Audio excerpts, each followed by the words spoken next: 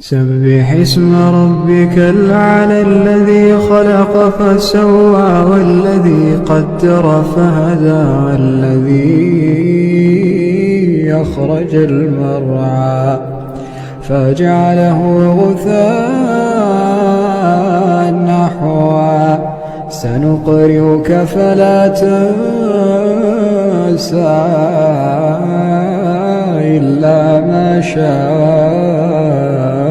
الله إنه يعلم الجهر وما يخفى ونيسرك لليسرى فذكر إن